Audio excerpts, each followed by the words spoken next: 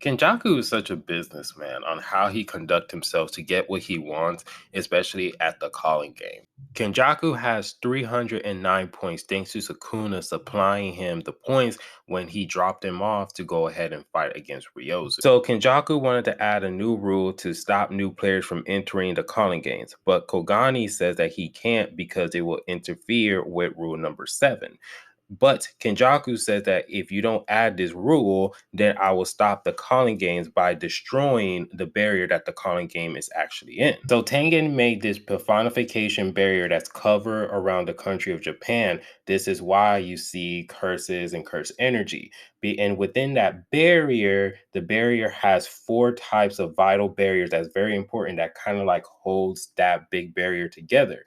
And those 4 locations are located different around the countries. And one of them is actually where Kenjaku and Tengen is currently, and the other one is underneath Jujutsu High.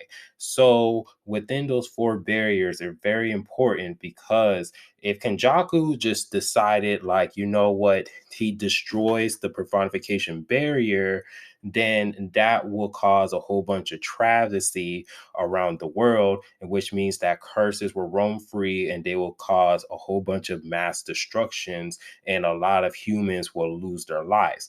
And honestly, Kenjaku says since the incident of Shibuya, he's happy that Tengen kind of didn't do that, because if Tengen do that, then the calling games will be useless and his whole plans will go down the drain. And Tengen was betting on Yuji and the rest of the game to actually stop Kenjaku. But since now that Tengen is underneath control over Kenjaku, Kenjaku can automatically just destroy the barrier. But he needs the barrier to actually make his plan go fruition. But he threatened Kogani.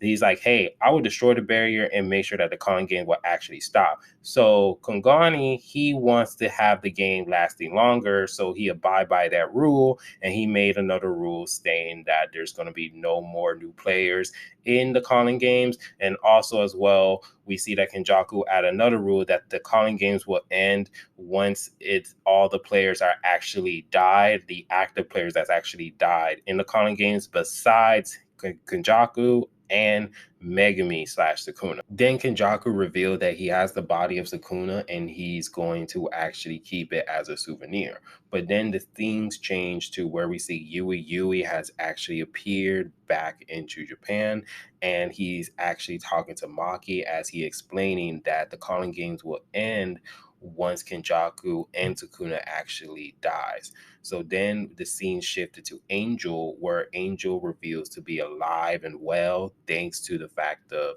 how Yuji's friend and Tatiba was able to save her. So she did survive the attack of Sukuna. And so also as well, we also see Yuji as he is talking to Chozo, as Chozo's give him a book about the whole back of the prison realm, thanks to Yuki, because that was the last gift that Yuki gave to Chozo, before she actually died. And the book actually gives instructions on the back of the prison realm. So then Yuji it kind of implied that Yuji kind of like consumed the rest of his brothers, because Yuji says that he will eat any cursed object so that way he can go ahead and defeat Sukuna. And it kind of like implied that Yuji probably did that. So we probably might see Yuji get new curse abilities. But also when we focus back on Angel, Angel says that she's actually going to free GoJo from the prison realm. But she also said that she can't change into a new body. Like she can't just go and get a new vessel like Sukuna, because Sukuna has that ability. And that's why every sorcerer from the Heathen era didn't have that ability, and that's why they joined with Kenjaku, because Kenjaku can make them as a curse tool and then make them have their own vessel. So that's why the curses from the Heathen era joined with Kenjaku and agreed to do the calling games and all that stuff.